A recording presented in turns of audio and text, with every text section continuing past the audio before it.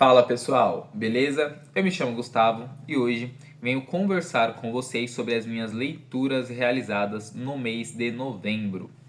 Foram 3 obras pelas quais eu passei e concluí uma delas, outras duas estão em andamento, inclusive uma delas eu acredito que muitos de vocês gostarão, porque ela marcará o início de um projeto, um curto projeto, mas um projeto bem interessante que geralmente vocês aqui do canal gostam bastante. Então será o segundo livro que eu falarei neste vídeo, mas eu vou seguir a ordem cronológica. Então o primeiro livro que eu comecei e concluí em novembro foi Romeu e Julieta, do William Shakespeare. Essa edição da Penguin Companhia de clássicos, uma edição bem conhecida da maioria de vocês, com um material de apoio muito interessante, são quase 50 páginas de material de apoio, então é uma quantidade bem interessante, né, de material complementar, de um autor que eu acho que para muitos dispensa a apresentação. Um dos principais, se não o principal autor da história britânica, que viveu de 1564 a 1616, publicou inúmeros livros extremamente conhecidos, como Rei Lear, Macbeth, Júlio César, que eu já li, Hamlet, que é o meu preferido do autor, Romeu e Julieta também é um dos principais livros dele, O Mercador de Veneza. Então, tem inúmeros livros do Shakespeare, quero ler muitos outros.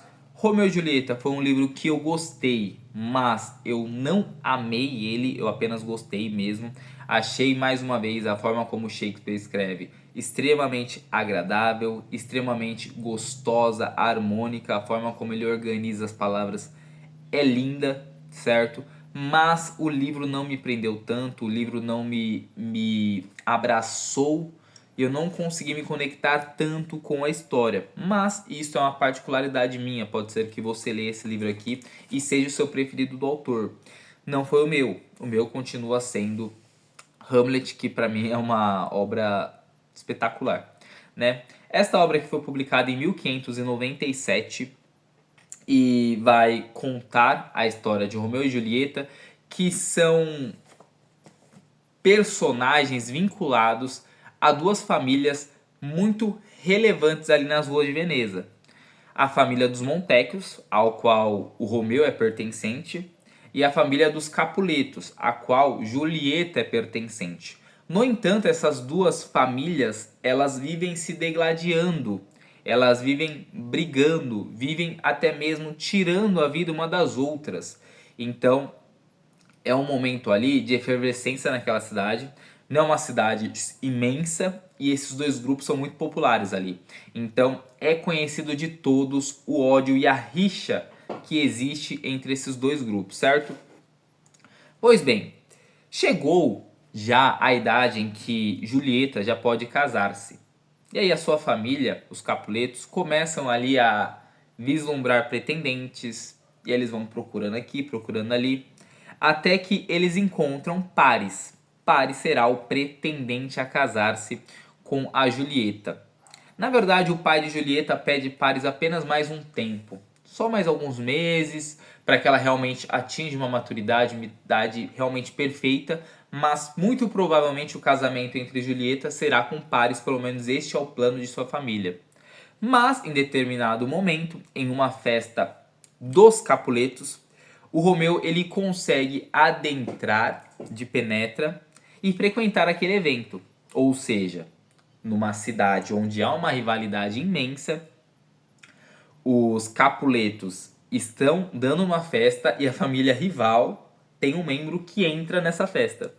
Mas eles até notam que o Romeu está ali, só que dentre os Montecchios, o Romeu ele é um cara mais discreto, ele é um cara mais tranquilo, mais sossegado, ele não é daquelas pessoas que mais caçam confusão, portanto eles acabam permitindo que o Romeu fique ali mesmo não gostando 100% da situação, certo? Pois bem, ponto interessante nesse evento é que a Julieta, enquanto conversava com a sua mãe, ela vai ver Romeu de longe e ela vai simplesmente se apaixonar por ele, achar ele lindo, querer conhecê-lo melhor. A festa vai acabar, eles não vão conversar naquele momento, mas posteriormente eles vão se conhecer e vão ter ali uma proximidade, os dois, até mesmo um relacionamento. Só que algumas coisas vão acontecer e aqui talvez alguns de vocês possam considerar um spoiler. A ideia não é esta, tá? Porque essa informação que eu vou passar agora, ela não está nem na metade do livro, é bem antes. Mas em determinado momento, por haver toda essa rixa de sangue entre as famílias, né, esse ódio entre eles, um membro da família dos Capuletos, chamado Teobaldo, ele vai tentar atacar um membro dos Montecchios. E o Romeu vai tomar a dianteira e vai surgir um conflito entre os dois. E o Teobaldo, ele era favorito neste conflito, porque ele era muito bom lutando, né, nos conflitos, nos embates com espadas e tudo mais. Só que o Romeu ali, ele vai conseguir vencer esse duelo, só que num duelo deste nível, vencer quer dizer tirar a vida do seu oponente. Então, um membro querido da família dos Capuletos, o Teobaldo, é morto por Romeu, que já pertence a uma família rival, ou seja, o ódio entre as famílias aumenta ainda mais. E mais do que isso, Julieta se chateia por Romeu ter tirado a vida do seu, salvo engano, tio. Então, por conta disso tudo, vai ter todo um conflito ali de Julieta vai aceitar o Romeu ou não vai? Como vai ficar o Paris nessa situação toda? Romeu, qual vai ser a punição dele?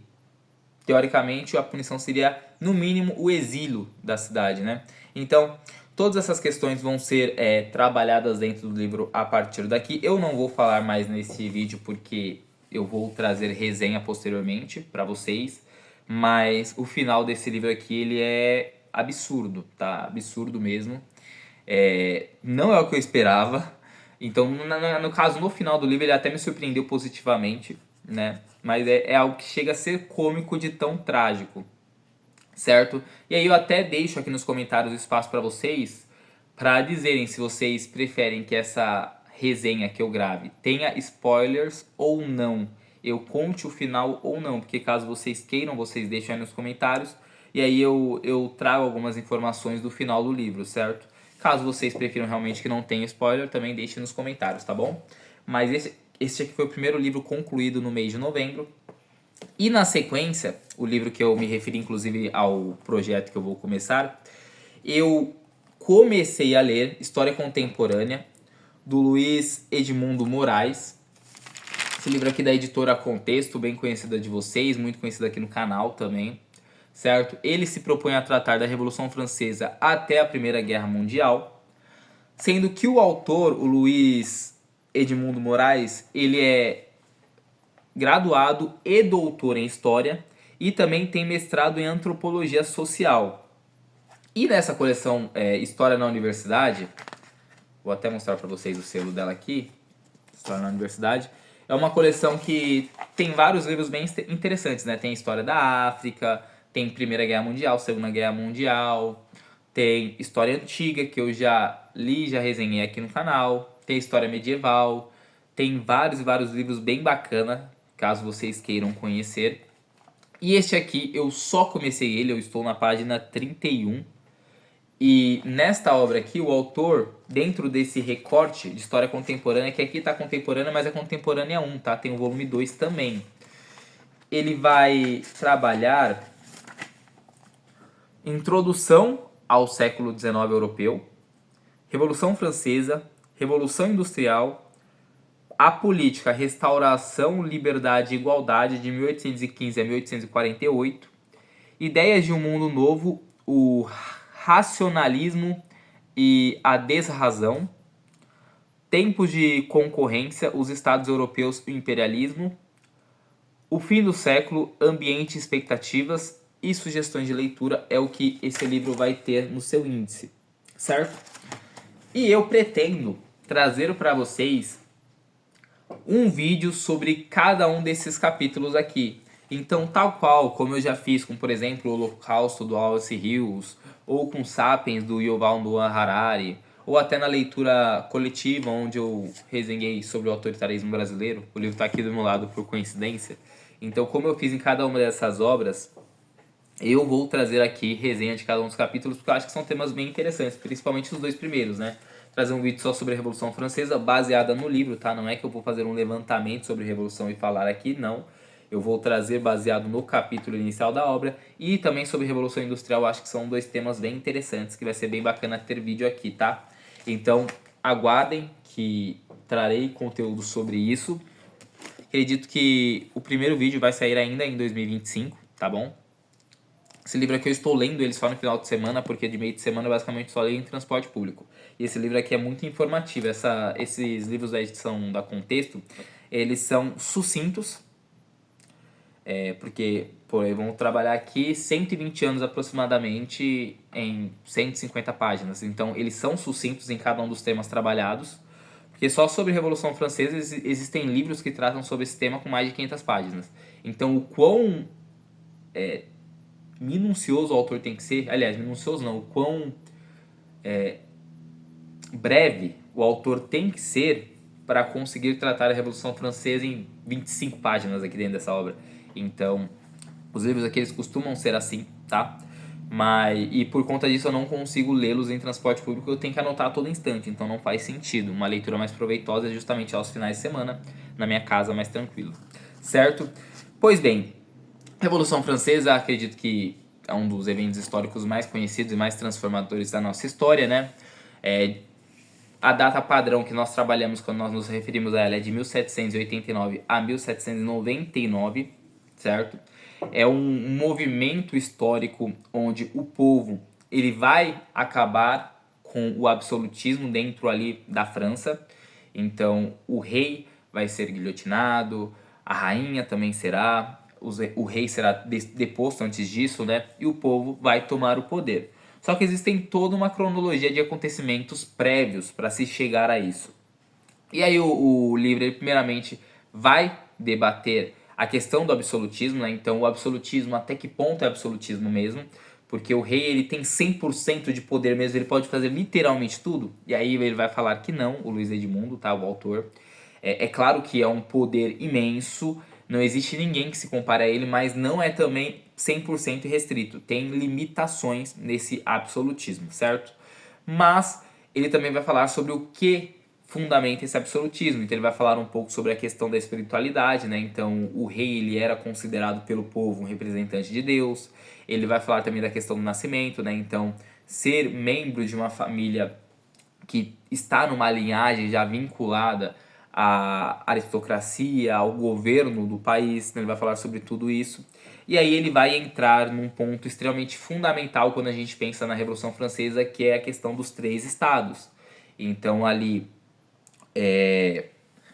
o clero, a nobreza e os plebeus. Ele vai falar sobre isso e também vai falar sobre como funcionavam as assembleias, né? Porque o que acontecia? Cada um desses grupos, independentemente da quantidade de membros que pertencessem a eles, eles tinham direito a um voto. Ou seja, vamos lá, vai ter uma votação para decidir determinada situação.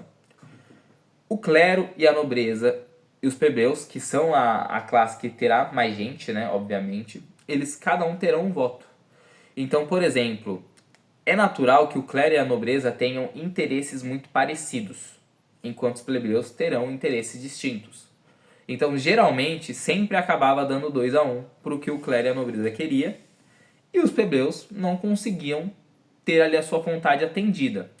Então, em 1788, após muita pressão, o rei vai, de fato, igualar o voto dos plebeus com o do clero e da nobreza. Então, o voto dos plebeus passará a valer por 2. Então, é um ponto muito importante quando a gente pensa na Revolução Francesa. E também vai falar sobre a queda da Bastilha, que também é algo muito, muito importante neste momento, que basicamente era uma prisão inativa já naquele momento, dentro da França, mas era muito importante porque ela era um símbolo do poder do absolutismo. Então, quando eles tomam a Bastilha e lá eles pegam armas para tirar os governantes do poder, isso é um marco muito importante dentro da Revolução, certo?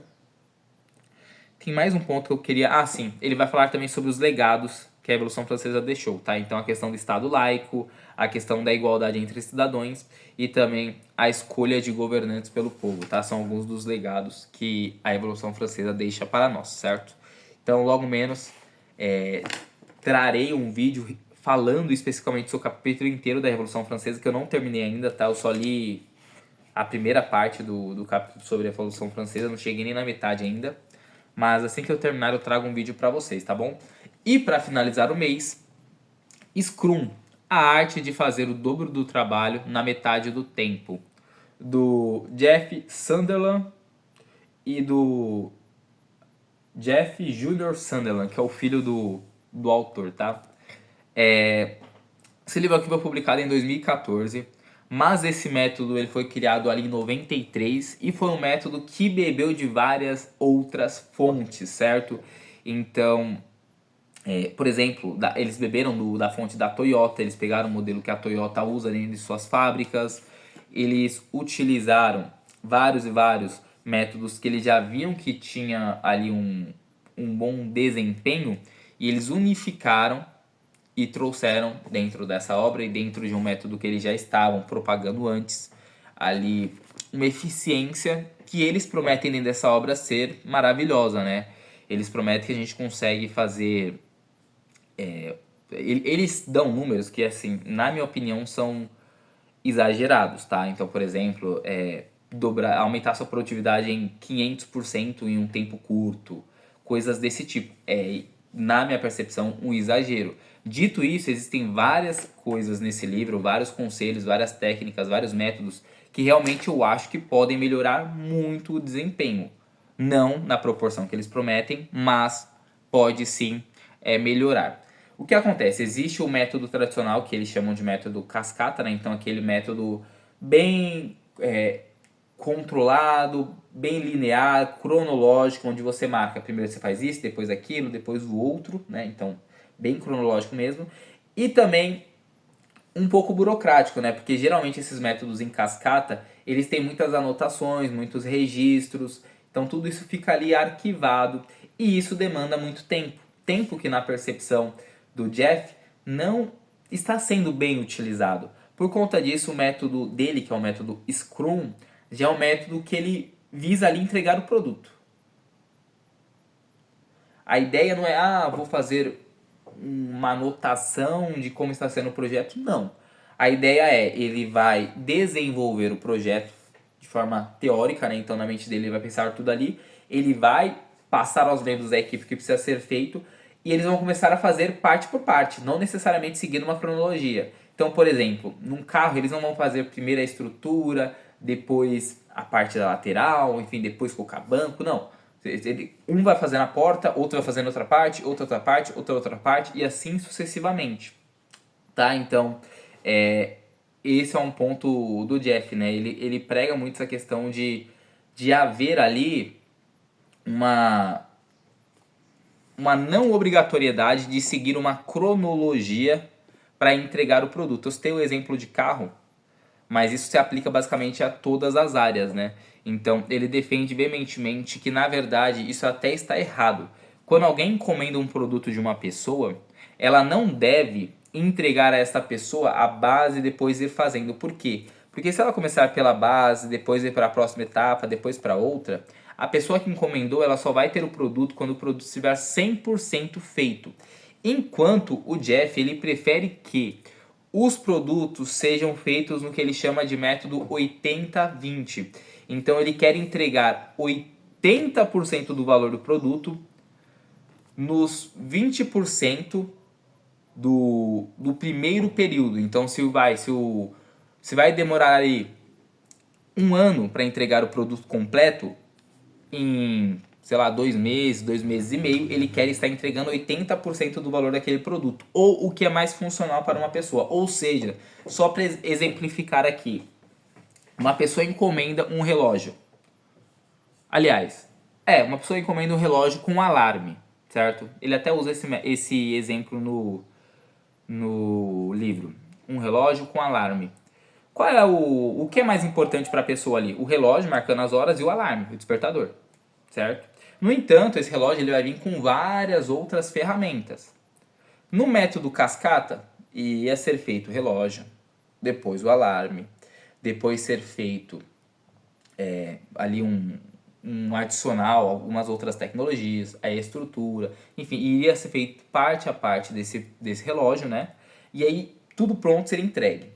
No método Scrum, eles vão fazer o quê? Eles vão, de alguma forma, conseguir antecipar o que eles mais querem no curto prazo. Então eles vão entregar logo o relógio e vão entregar já o alarme. Esses dois pontos já são entregues, enquanto eles vão melhorando outras etapas. E aí, quando o solicitante do produto for a uma reunião para ver como anda o projeto, eles vão perceber que o que eles mais se importam já foi atendido. E isso vai, de alguma forma, satisfazê-los, vai agradá-los. Dependendo do tipo de produto que nós estivermos fazendo, por exemplo, um produto digital, ele já vai poder ser parcialmente entregue e difundido. Então, é bem interessante pensar por esse lado, né? Mas tem várias outras coisas que eu acho mais interessantes ainda, como por exemplo, a questão dos sprints, que ele gosta de trabalhar, né? Sprints são tiros rápidos ali, onde a equipe, que geralmente são equipes pequenas, de 3 a 7 pessoas, elas vão ali correr para realizar uma atividade.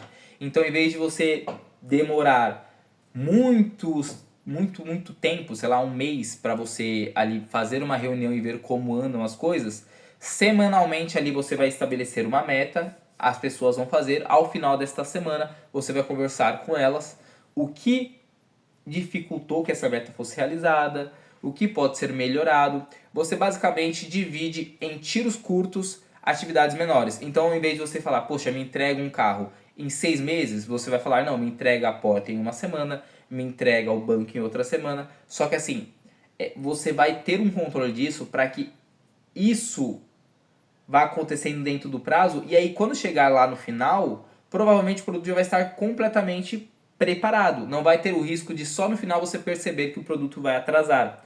Porque como são tiros curtos, se algo estiver fora do controle, você vai conseguir ali perceber o que está fugindo da forma ideal e ali fazer correções. Tanto é que ele usa o método PDCA.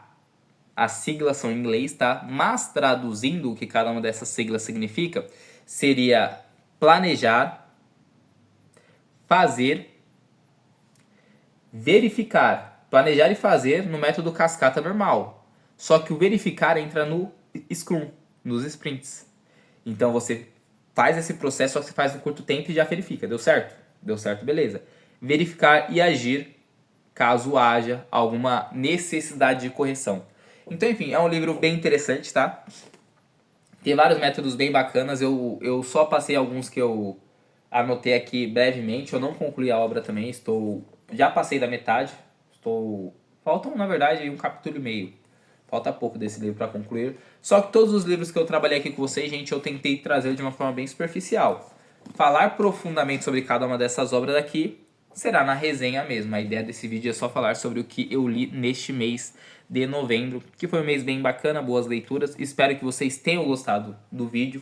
Deixem aí nos comentários também o que vocês leram, quais foram as obras, o que pretendem ler também aí em dezembro, né? Estamos chegando no final do ano, como foi o ano de leitura de vocês, né? Em algum momento vou gravar também uma retrospectiva aqui, falando sobre as minhas leituras de 2025. Mas deixem aí nos comentários o que vocês acharam desse mês, quais foram as principais obras e o que vocês estão planejando para encerrar o ano. Certo, gente? Tamo junto, um forte abraço e até a próxima.